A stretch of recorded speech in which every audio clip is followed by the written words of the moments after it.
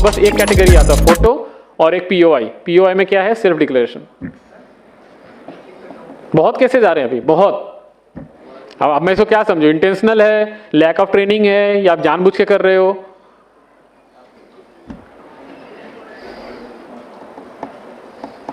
तो ये एक कॉमन सिनेरियोज थे और जो मेरा एक्सपीरियंस था वो मैंने आपको शेयर किया है। इसके अलावा अगर आपके पास कुछ क्वेश्चंस है तो हम उसको डिस्कस करेंगे वन बाय वन।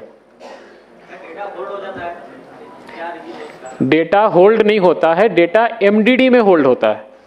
एमडीडी में टोटल 4 प्रोसेस है। आप सुनो, एमडीडी में टोटल 4 बैच के प्रोसेस चलते हैं, ठीक है। उस 4 बैच के प्रोसेस में 4 ऑटोमेटिक है और 4 मैनुअल है।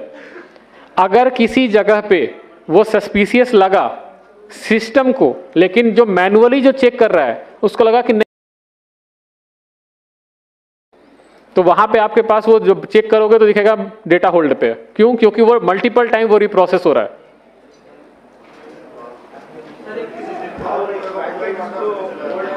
एक वन बाय वन। आप कोई माइक देंगे प्लीज? एक minute, one by one, we will go one by one. आप पहले हाथ उठाइए, उसके बाद माइक लीजिए, उसके बाद बोलिए। मेरे पास आवाज नहीं आ रही है यहाँ पे।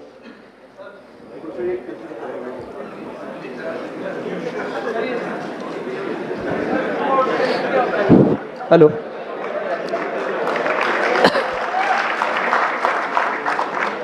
हाँ बताइए सर।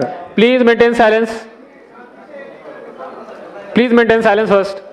सर जब एनरोलमेंट करते हैं, सर मैं इधर एनरोलमेंट करते हैं, एक बंदे की मशीन है, उसमें वो बंदा एनरोलमेंट करता है, उसमें एनरोलमेंट लिखा हुआ आ रहा है enrolment got rejected due to technical reason. जब एनरोलमेंट स्लिप को अपन पोर्टल से चेक करते हैं तो वहां लिखा हुआ आ रहा है मिसमैच रिलेशनशिप। एग्री होता है।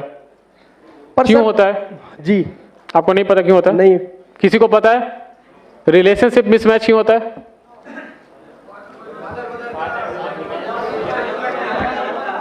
बता दिया आंसर। नहीं सर, उस बंदे का पर्टिकुलरली 16 स्लिप सेम कंडीशन में रिजेक्ट हुआ है और आज तक 16 एनरोलमेंट ही किए उसने, सारे रिजेक्ट हो रहे हैं। वो एचओए बेस्ड एनरोलमेंट है? नहीं, मोबाइल नंबर अपडेट हो रहा है सर। मोबाइल नंबर अपडेट है? Only mobile number update sir. एक मिनट, मेंटेन साइलेंस।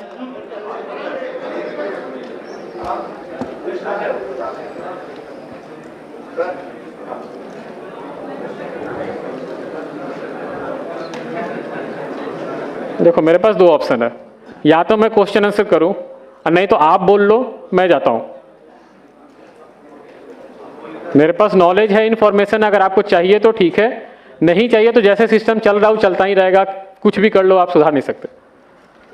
एक क्वेश्चन है, क्वेश्चन 1 बाय 1 कीजिए, उसको एड्रेस करेंगे तो शायद जिसको नहीं पता उसको भी समझ में आएगा कि वो ऐसा प्रॉब्लम है। शायद मेरे लिए भी वो न्यू लर्निंग कर्व हो। एक साथ क्वेश्चन पूछोगे तो ना मुझे समझ में आएगा, ना मैं किसी का आंसर दे सकता हूं।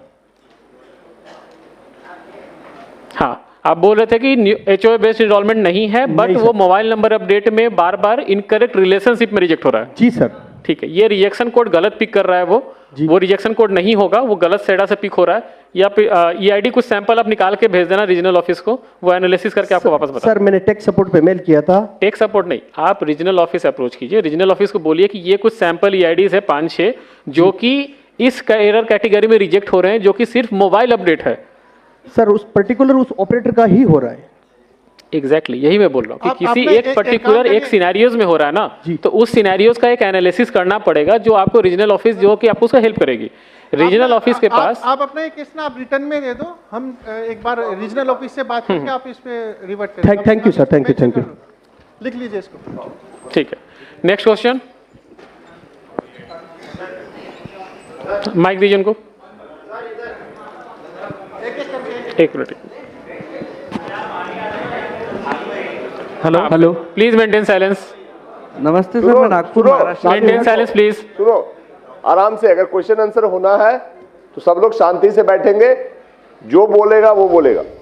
एक आदमी है, हाथ उठा दो, देख लेता है, एक एक करके पहुंचेंगे। 500 में सबको मौका नहीं मिलेगा, 2, 4, 10 सवाल जरूर ले लिए जाएंगे, जिसका ज्यादा रिलेवेंट है वो अच्छा है, बट किसी सवाल पे सबको हल्ला करने की कोई जरूरत नहीं। सुनो, इसीलिए है क्योंकि सीखने के लिए और समझने के लिए बुलाया गया है। जो तुम्हारे इश्यूज हैं वो सुन रहे हैं, समझ रहे हैं। जो यहाँ सॉल्यूशन नहीं होगा वो सॉल्यूशन हम नोट करवा करके बैक से बात कर लेंगे। बट एक एक कर करके बोलो, सब बोलोगे तो कुछ भी नहीं होगा। चलो जी हाँ बताइए। सर, ये कह नमस्ते रहा सर, मैं था नागपुर महाराष्ट्र से हूँ। मेरा क्वेश्चन एड्रेस चेंज से रिलेटेड है। एड्रेस चेंज में पहले son of, daughter of, care of, इस तरह के 3 ऑप्शंस आते थे। आजकल सिर्फ केयर ऑफ का ऑप्शन आता है। बिल्कुल, क्योंकि तो हमने वो ऑप्शन हटा दिया है ECMP से ही, क्योंकि अब जो डॉटर ऑफ, जो केयर ऑफ सेक्शन है, उसको हम उसी में एक ही में इंक्लूड कर रहे हैं जी। अगर आप लिखोगे डॉटर ऑफ समथिंग, तो वो आप आधार को ना एज ए PO डॉक्यूमेंट आप इस्टेब्लिश कर देते हो। तो वो हमारे लिए कभी कभी ऐसे केसेस आते हैं जहाँ पे कि बोला जाता है कि ये आधार है, इसमें मेरे फादर का नाम है, लिखा है डॉटर ऑफ, सन ऑफ, तो आप इसको एक्सेप्ट कर लीजिए। जी। ये जब प्रॉपर्टीज के जो ट्रांजेक्शंस होते हैं ना, वहाँ पे ये बहुत वाइटल रोल होता है। इसीलिए हमने उसको स्टैंडर्डाइज करके केयर ऑफ सेक्शन कर दिया है। दैट विल नॉट सिग्निफाई कि वो डॉटर ऑफ है, सन ऑफ है या क्या है, जस्ट केयर ऑफ, सबके लिए सिंपल एक रूल। जी सर, दिक्कत इसमें होता है ना, महाराष्ट्र में क्या होता है, first name, middle name, last name होता है, तो उसमें दिक्कत नहीं होती। कुछ लोग MP साइड से आते हैं, उसका नाम होता है अशोक कुमार और पिता का नाम होता है मुकेश कुमार। तो वो लोग साथ में नहीं लिखते, वो नाम में फर्स्ट नेम में ही लिखते हैं अशोक कुमार, और फिर नीचे में सन ऑफ का ऑप्शन होता था, तो वहाँ मुकेश कुमार, फिर एड्रेस स्टार्ट होता था। तो अभी साथ में लिखने के लिए उसके बाद डॉक्यूमेंट नहीं होता, उसके पास सिर्फ मुकेश कुमार का ही डॉक्यूमेंट रहेगा, पापा का नाम साथ में ऐड नहीं रहता उसके डॉक्यूमेंट में। नहीं, तो आप केयर ऑफ सेक्शन में ही उसको डाल दीजिए ना। मेरे पास तो रेस्पेक्टिव डॉक्यूमेंट आ गया ना उसका। जी जी। उनको क्यों चाहिए कि वो सन ऑफ ही लिखवाएं अपने आधार पे? तो क्योंकि वो नाम के साथ ऐड नहीं होता ना उनके पापा का नाम, वो साथ में सिर्फ फर्स्ट नेम और कुमार ऐड करवाते हैं बस। एग्जैक्टली वही मैं बोलना चाह रहा हूँ कि जो रेसिडेंट के इस पॉइंट ऑफ व्यू से सोच रहे हैं, आप आधार के पॉइंट ऑफ व्यू से सोचिए कि अगर मैंने ये लीनियंसी दी, तो कल को कोई भी जो नेम अपडेट होता है, वो नेम अपडेट भी कोई एक ID प्रूफ दिखा के वो कर लेगा। जो एक पैन कार्ड दिखाएगा, वो बोलेगा कि ऊपर मेरा नेम है, नीचे फादर नेम है, आप उसको पिक कर लो। मैं क्यों पिक करूं उस चीज को? इसीलिए हमने उसको स्टैंडर्डाइज कर दिया है कि नहीं, केयर ऑफ सेक्शन ही रहेगा। आप जो एनरोलमेंट स्लिप में आप डालोगे, उसके कॉरस्पॉन्डिंग जो डॉक्यूमेंट होगा, वहां पे अगर उनका नाम होगा तो वेल एंड गुड है, नहीं होगा तो हम उसको रिजेक्ट करेंगे। जी। और सर, एड्रेस से रिलेटेड एक और क्वेश्चन है, अगर इलेक्ट्रिसिटी बिल हम ऐड कर रहे हैं प्रूफ ऑफ रेसिडेंट में, सुनो, बाकी लोगों को भी समय दो। सर सेम एड्रेस से रिलेटेड पूछ रहा हूँ। ठीक है, दूसरे लोग भी पूछ लेंगे। सर सर, एक एरर आ रही है, हम अपडेट किया कहाँ से बोल रहे हैं? जी सर। हाँ सर, आधार कार्ड अपडेट किया, 4 दिन बाद साइट पे स्टेटस चेक किया, आधार सक्सेसफुली अपडेटेड जनरेटेड, लेकिन डेटा उसका डाउनलोड कर रहे हैं तो पुराना ही डेटा उसका शो कर रहा है। बिल्कुल हो सकता है।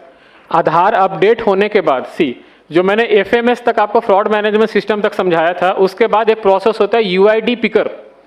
UID पिकर में क्या होता है कि अगर न्यू इनरोलमेंट है तो एक 12 नंबर का रैंडम जो डिजिट है वो पिक करके उसके साथ एसोसिएट होगा, या फिर अगर अपडेट है तो उस नंबर के साथ उसको लिंक करके आधार जनरेट किया जाता है, जो कि बाद में XML फाइल जनरेट होता है। आधार आपका अपडेट हो गया है, लेकिन जब तक XML फाइल जनरेट नहीं होगा तब तक आप उसको डाउनलोड नहीं कर सकते। XML फाइल इज बेसिकली जो आपका लुक एंड फील होता है ना, जो आप डाउनलोड करते हैं, उसको XML फाइल बोलते हैं। तो वो जब होगा तो फिर आप उसको डाउनलोड कर सकते हैं। 1 मिनट, कहाँ से? हाँ बताइए। वो कुछ बोलना चाह रहा था। हाँ बताओ। हाँ इधर।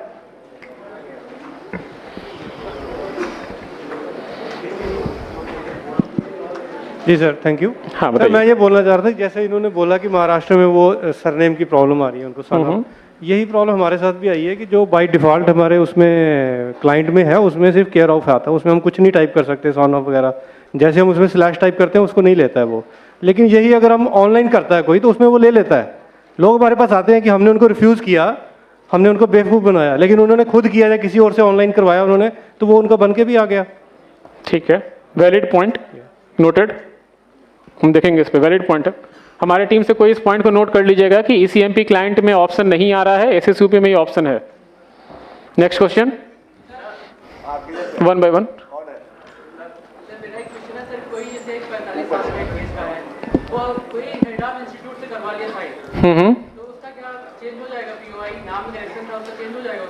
नहीं, क्यों होगा चेंज?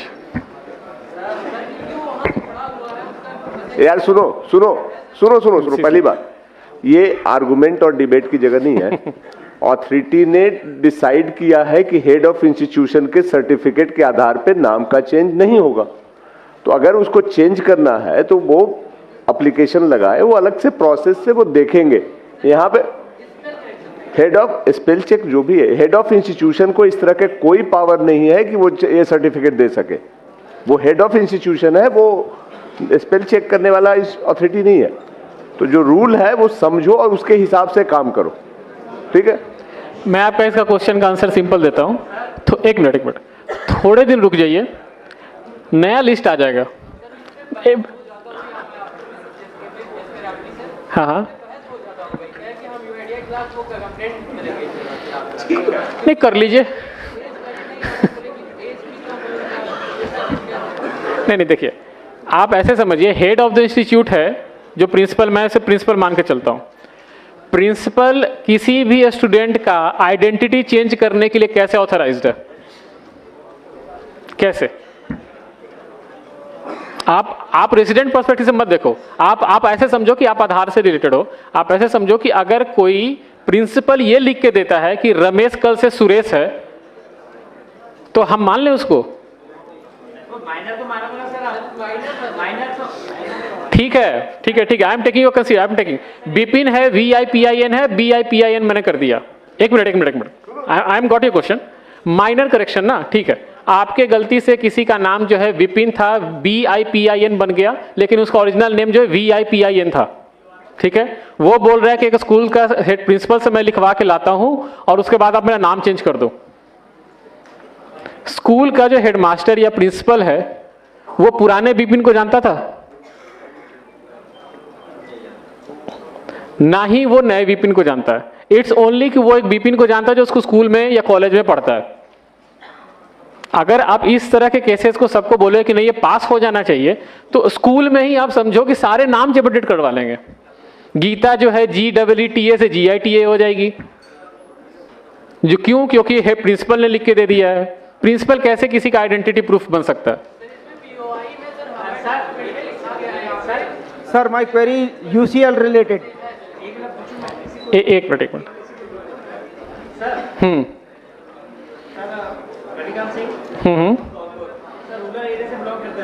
हाँ बताइए। बच्चा 6 क्लास में पढ़ रहा है सर, ठीक है। ऐसे पर उसके आधार में रिकॉर्ड है PRABIN, ठीक है सर। और डेट ऑफ बर्थ भी उसकी जो भी है एज पर स्कूल रिकॉर्ड है उसका नाम है PRAGWN, ठीक है सर। अब ये बताओ उसको किसके बिहाफ पे हम चेंज कर सकते हैं सर? तो आपने पहले वो नाम पे क्यों आधार बनवाया? क्या सर? आपने पहले उस नाम पे आधार क्यों बनवाया? बच्चे अब वही तो कह रहे हैं सर, आधार पैन नहीं, सिंपल सॉल्यूशन है। आप RGI जाइए, बर्थ सर्टिफिकेट अपडेट करवाइए, इजी प्रोसेस है। बर्थ सर्टिफिकेट अपडेट करवाइए, हमें भी दे दीजिए, हम बर्थ सर्टिफिकेट बेसिस पे आपको तुरंत अपडेट कर देंगे। RGI जो ये गवर्नमेंट बॉडीज होती है, they are authorised to act as a POI। Principal headmaster नहीं ऑथराइज्ड हैं POI को प्रूफ करने के लिए। यार सुनो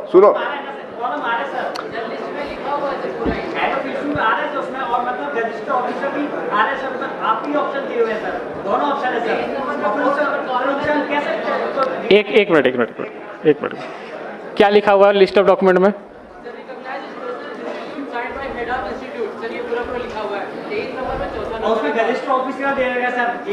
हमने, हाँ ठीक है। अब आप बोल रहे हो प्रिंसिपल का, मुझे पता कैसे चलेगा कोई प्रिंसिपल ग्रुप A ऑफिसर है? ग्रुप A ऑफिसर है, मुझे कैसे पता चलेगा? क्या होता है सर? लेक्चरर तो गेजिस्ट ऑफिसर नहीं होता। आपके गांव में होता होगा, आप ऐसे समझो, आपको मैं बता रहा हूँ। IIT जानते हो ना आप लोग? IIT का जो प्रोफेसर होता है ना, वो ग्रुप A ऑफिसर नहीं होता। आप देखो, आप रेसिडेंट पर्सपेक्टिव से जो क्वेश्चन पूछ रहे हो ना, आप मेरे पर्सपेक्टिव से देखो कि अगर मेरे पास ना ऐसे करोड़ों सिनेरियोज होते हैं, अगर मैं ऐसे सिनेरियोज पिक करके मैं पैकेट पास करूं ना, तो ऐसे n नंबर ऑफ केसेस और बनेंगे। नहीं सर, उनको डिक्लाइन करने का एक प्रॉपर रीजन तो दीजिए कि हम उनको ये बोल सके इस वजह से हम नहीं बना रहे इनको। आप रेगुलर POI डॉक्यूमेंट लेके नहीं सी आप देखिए, न्यू इनरोलमेंट जो है, आप सुनो, मेरा नाम XYZ था, ठीक है। XYZ मेरा नाम आधार में बन गया, ठीक है, XYZ आधार में नाम बन गया, अब मुझे उसको XYA करवाना है, ठीक है। आप कोई भी रेगुलर POI डॉक्यूमेंट ले आइए, हम उसे अपडेट कर देंगे, लेकिन ऐसे डॉक्यूमेंट लेके मत आइए जो कि किसी का डिक्लेयर्ड होगा। अब एक सवाल इधर से ले रहे हैं। एक minute sir my query UC maintain silence first. हाँ सर बताइए। Sir maximum time of update 3 महीने 4 महीने तक होल्ड में रहता है और उसके बाद में अंडर प्रोसेस ही लिखा हुआ आता है, भले ही हमने केवल मोबाइल नंबर अपडेट किया हो। एग्री होता है। तो कोई सॉल्यूशन इसके लिए देखिए, ये जो है ये कोई इंटेंशनल प्रॉब्लम नहीं है। ये क्या होता है ना कि जब आप कोई भी आधार को अपडेट करते हैं, आप वहाँ पे बताते हैं कि मोबाइल नंबर अपडेट है, लेकिन जो प्रोसेस है पूरा अपडेट होने का, वो प्रोसेस तो वो ट्रैवल करेगा। उसके बीच में कहीं पे भी उस पैकेट का स्ट्रक्चर खराब हो गया ड्यू टू टेक्निकल रीजंस, मैं मतलब टेक सेंटर में कुछ हुआ, हमने ECMP क्लाइंट वर्जन अपडेट कर दिया या फिर कुछ अपडेट आ गए, इसकी वजह से क्या होता है कि उसका रैंडम में बीच रास्ते में उसका पैकेट का स्ट्रक्चर खराब हो जाता है। वो उसको बार बार रिकॉल करता रहेगा कि पुराने वाले आइडेंटिटी पे, कभी कभी पास कर जाता है, कभी कभी वो अंडर प्रोसेस अटक जाता है। कभी कभी ये भी होता है कि आप ECMP से डालिए, वो अंडर प्रोसेस है, SSUP से डालिए, वो पास पहले निकल जाता है। कई बार कस्टमर के पास में रिजेक्ट का मैसेज आता है और जब डाउनलोड करते हैं तो सही से डाउनलोड हो जाता है। हाँ बिल्कुल, वो देखिए हमने क्या बोला कि हमारा जो सेडा सिस्टम है, सेडा सिस्टम पे हमने अपडेट कर दिया, जो पोर्टल है या रेसिडेंट को जो मैसेज जा रहा है वहाँ अपडेट नहीं हुआ, लेकिन जो उसका XML फाइल है वो जनरेट हो गया। उस केस में उसका आधार अपडेट हो चुका है, वो डाउनलोड कर सकते हैं, लेकिन जो पोर्टल जो आप बात कर रहे हो अंडर प्रोसेस है, वो वहाँ पे अपडेट नहीं हुआ है। सर एक चीज, ये वाइस वर्सा भी हो सकता है। ECMP में पैकेट को चेक किया जा सकता है, जबकि UCL में हम चाहते हैं कि लास्ट में सबमिट करने से पहले एक बार हम पूरा व्यू करके देख लें कि हमने डाटा सही से अपडेट सही से डाटा डाला नहीं। सबमिट से पहले एक व्यू का ऑप्शन हो, रिव्यू का, तो उसमें सारी चीजें एक साथ दिख जाए, उसके बाद सबमिट हो। Valid point. टीम प्लीज इस पॉइंट को भी लिख लीजिए कि UCL में अगर UCL में जैसे ECMP में दिखता है, वैसे UCL में भी ऑप्शन होना चाहिए समराइज सबमिट करने से पहले, कि एक बार ऑपरेटर जो है चेक कर सकें कि इस इंफॉर्मेशन को डाला वो सही है या नहीं। वैलिड पॉइंट है, टीम इस पर नोट कर लीजिए। Thank you. एक सर लैंग्वेज चेंज का ऑप्शन नहीं होता यदि किसी UCL में यदि हमें किसी महाराष्ट्र वाले का डाटा अपडेट करना है, एड्रेस अपडेट करना है, उसके बाद में वैलिड डॉक्यूमेंट भी है, लेकिन हम उसे हिंदी लैंग्वेज में कन्वर्ट नहीं कर सकते, और महाराष्ट्रियन हमको आती नहीं है, कन्नड़ हमको आती नहीं है, केवल हम इंग्लिश में उसका डाटा अपडेट कर सकते हैं, लेकिन हिंदी में उसमें लोकल लैंग्वेज में क्या आ रहा है ये हम नहीं जानते। लोकल लैंग्वेज चेंज करने का ऑप्शन भी होना चाहिए ताकि हम हिंदी में उसका एड्रेस अपडेट कर सकें जो उसके वैलिड डॉक्यूमेंट में है। ठीक है, आपका क्वेश्चन का आंसर देंगे तिवारी जी, एक बार जाकर उनको आंसर दीजिए। नेक्स्ट क्वेश्चन पूछिए, आप जाकर उनको इन पर्सन आंसर दीजिए। UCL क्लाइंट जो होता है ऑनलाइन चलता है और जो ECMP क्लाइंट होता है वो ऑफलाइन होता है। हम डेटा जो अपलोड करते हैं वो ऑनलाइन करते हैं, बट जो इनरोलमेंट न्यू या अपडेट करते हैं ऑफलाइन करते हैं ECMP क्लाइंट से। तो जो हमारा पहले आधार बन चुका है जिस लैंग्वेज में, उस लैंग्वेज को रेसिडेंट जब अपना थंब लगाता है तो डेटा फैच करके सिस्टम पर दिखाता है और उसी डेटा पे हम जो है अपना अपडेट करते हैं।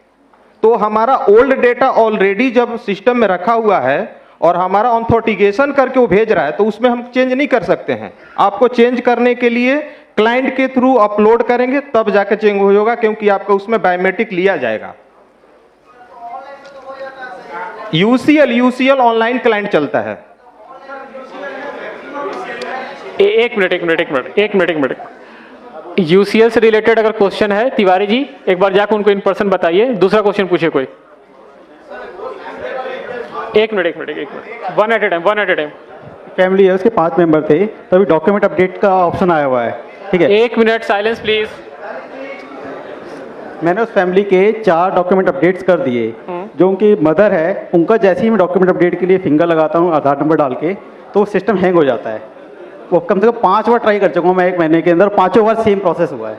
उस पर्टिकुलर उस रेसिडेंट के साथ ही हो रहा है? हाँ, उसी के साथ हो रहा है। बायोमेट्रिक लेने का टाइम होता है? हाँ, जैसे बायोमेट्रिक लिया, आधार हाँ, किया। वो इसीलिए हो रहा होगा कि लास्ट टाइम जो उनका आधार बना होगा या अपडेट हुआ होगा, बायोमेट्रिक का स्कोर सही नहीं होगा और वो दोबारा जब आप अपडेट कर रहे हो तो बायोमेट्रिक मैच नहीं कर रहे, इसलिए सिस्टम आपको अलाउ नहीं करता है।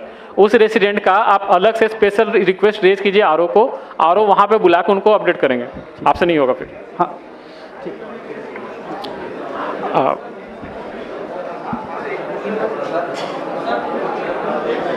सर जैसे नेम की, डेट ऑफ बर्थ और जेंडर की लिमिट है, तो बायोमेट्रिक की लिमिट तो नहीं है? बायोमेट्रिक अपडेट करने की नहीं, यस, कोई लिमिट नहीं। हाँ, ठीक है, जितनी बार चाहे करवा सकते हैं। Thank you. चलिए क्लोज कर सकते हैं। बाकी सब आशीष, बाकी सवाल आप लोग अपने अपने लिख के दे दीजिए, हम लोग कलेक्ट कर लेंगे। हमारे ऑफिसर्स यहाँ पे हैं, दे विल कलेक्ट। आप लिख आप लीजिए एक काम अपने कीजिए, सवाल। देखिए सबका क्वेश्चन तो मैं नहीं ले सकता हूँ, जो मोटा मोटी क्वेश्चन था और जो एरर था वो मैंने आपको समझा दिया। मेरे पास एक क्वेश्चन भी आया कि डेटा प्रोसेस एरर में क्यों रिजेक्ट होता है। मैंने अभी बताया आपको कि डेटा प्रोसेस और जो टेक्निकल एरर्स है ये इसलिए इसका नाम रखा गया क्योंकि इसका जो एग्जैक्ट डिटेल्स है वो अगर मैं आपको समझाऊं या रेसिडेंट को समझाऊं तो नहीं समझ में आएगा। आप एक काम कीजिए, आपके जो क्वेश्चंस हैं आप कंसोलिडेट करके सीएससी टीम लीडर्स को, मेंबर्स को दीजिए, वो एक बार उनके थ्रू हमारे पास आएगा, हम उसको एड्रेस करके आपके पास वापस भिजवा देंगे, ठीक है। और एक चीज, one last thing, please maintain silence. सब लोग प्लीज शांति बनाओ, सबके सवाल नहीं हो सकते हैं, बहुत कम समय उतना नहीं है, पर पर्पस वो नहीं है। उन्होंने बहुत कुछ बताया है, बाकी आप दे दो। लास्ट चीज आप, सॉरी सर एक मिनट, लास्ट चीज आप लोग एक बार ध्यान रखिए, न्यू इनरोलमेंट प्लीज। बैठ जाओ ऊपर, सुनो कौन है सरदार जी, बैठ जाइए आप लोग ऊपर सारे, प्लीज बैठाओ। न्यू इनरोलमेंट जो मैंने पहले भी बोला था, मैं फिर से लास्ट में बोल रहा हूँ, न्यू इनरोलमेंट पे आप कोई लीनियंसी, कोई लिवरेज नहीं देंगे for the age group greater than 18 years. एक भी डॉक्यूमेंट में ओवरराइटिंग है, सस्पिशियस लग रहा है या कोई भी इशू आपके लेवल पे दिख रहा है, आप उसको एक्सेप्ट नहीं करेंगे, मेरे पास नहीं भेजेंगे आप उसको पैकेट को। हमारे पास स्ट्रिक्ट ऑर्डर है from ministry of home affairs on the new enrolment, आप इस चीज़ को सीरियसली लीजिएगा। न्यू इनरोलमेंट में अगर क्यूसी में पास होता है, क्यूसी विल बी पेनलाइज्ड, और इनरोलमेंट ऑपरेटर अगर हमें भेज रहा है वो भी पेनलाइज होंगे और ज़्यादा होंगे, क्योंकि अब जितने आधार बन गए हैं मैक्सिमम लोग आइडेंटिटी चेंज करवा रहे हैं, और आइडेंटिटी चेंज करने के लिए जो मैंने आपको बताया था स्टैंडर्ड सर्टिफिकेट मैक्सिमम लोग यूज़ कर रहे हैं। आप स्टैंडर्ड सर्टिफिकेट नहीं लोगे for the name change, gadget notification हो ना हो doesn't matter, standard certificate is not applicable. ये 2 पॉइंट आप ध्यान रखेंगे आगे से जब भी इनरोलमेंट या अपडेट कीजिएगा। Standard certificate for old POI और न्यू इनरोलमेंट में हर एक टैब्स में मुझे डॉक्यूमेंट चाहिए और वैलिड डॉक्यूमेंट चाहिए। क्लियर है? Yes, no? Okay, thank you and have a good day.